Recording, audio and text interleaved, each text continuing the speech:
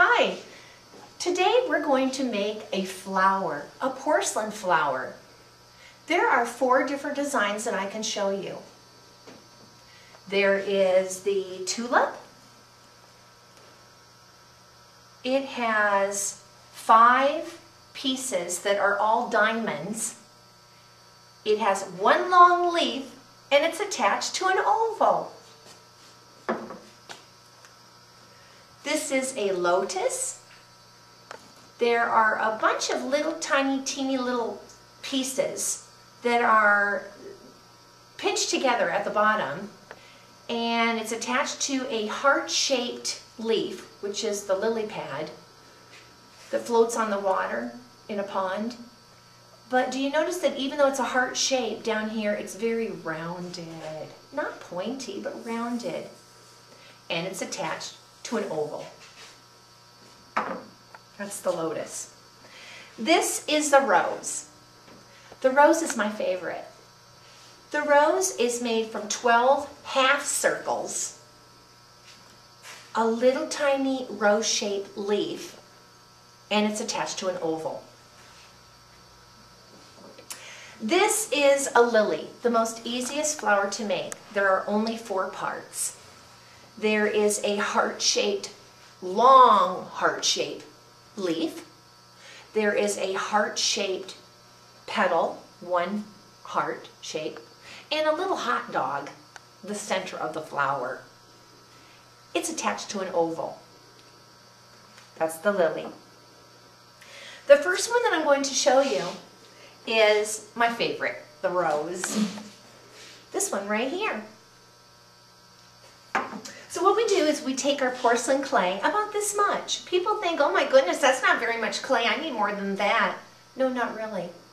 There's hardly any clay needed to make these flowers. You take a little cube of clay, you put it between 2 slats that are 1/4 of an inch thick, and you get a rolling pin and a board, and you roll out the clay. Back and forth. Flip it over, because we want the other side to look nice.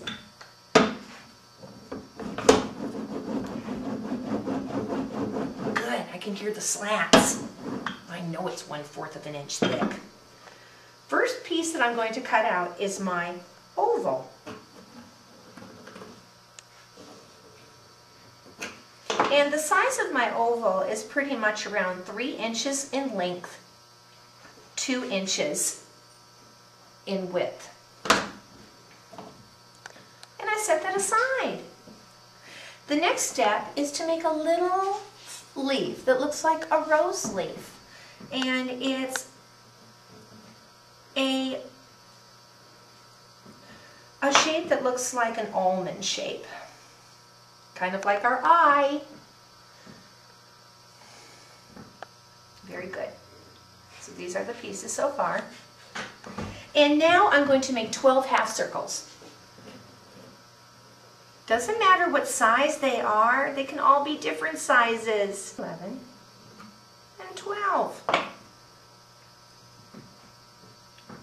Bring them all over here.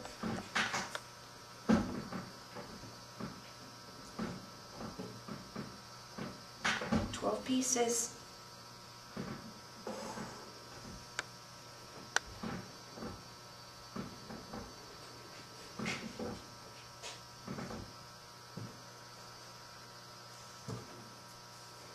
Keep this clay because we're going to use that for other flowers.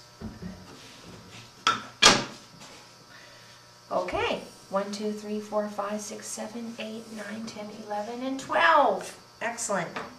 Now what we're going to do is we're going to have a little container with a little water in it. And we want to take the petals, go around each one and smooth it.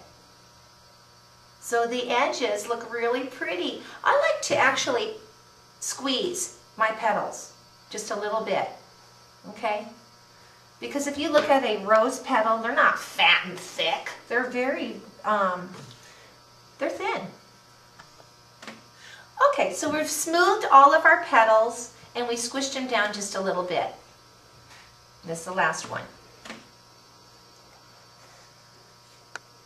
Okay, what you do is you take your smallest one. I basically made mine all the same size, so it's not going to matter. But if you have them different sizes, pick your smallest. And the first one, what you do is you fold in half your petal, just like that. You fold it in half. The next one that you do, you take the petal, and it's like it's hugging the other petal.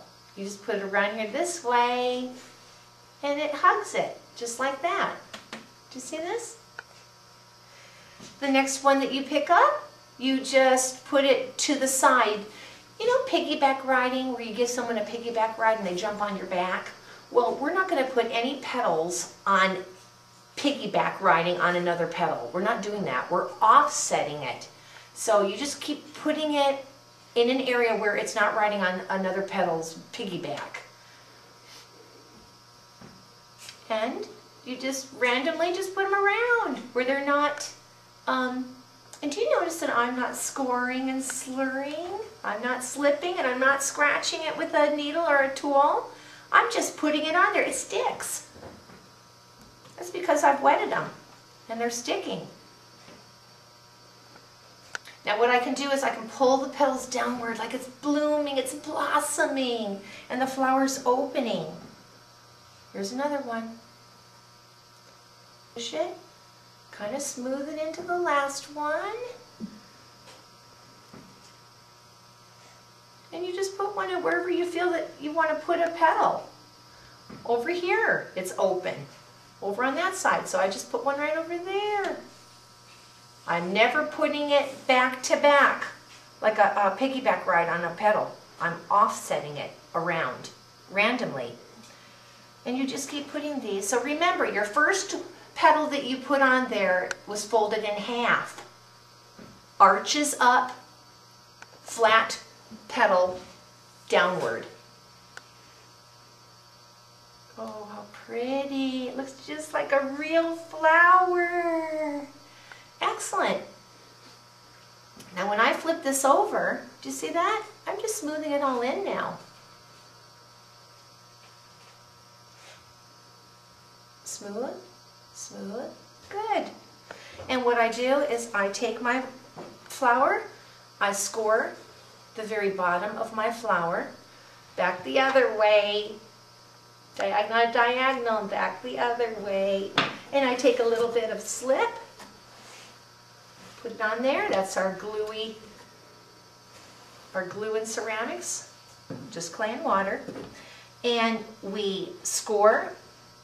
I'm positioning this flower at one end because the other end of this oval is where I want to put my leaf. And I push it on. Oh, how pretty. I'm going to quill reinforce that on.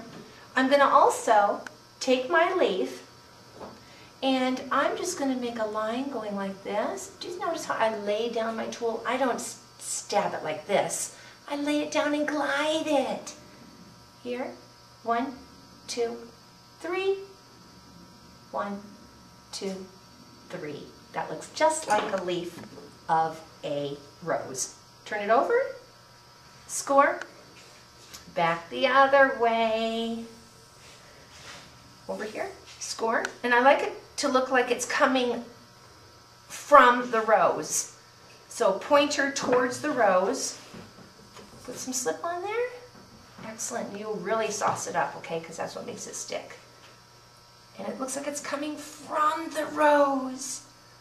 Oh, that's so pretty. I push it down. And we're almost done with this one. I take my paintbrush and I glide around that additive that's flat. That's my leaf.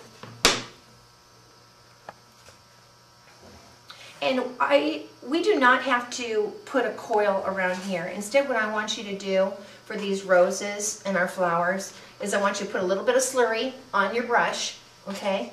And I just want you to add that slurry around it and paint. And you're creating a really nice tight connection without putting a coil under there. And the last thing is smooth the edges of the oval and that is the rose.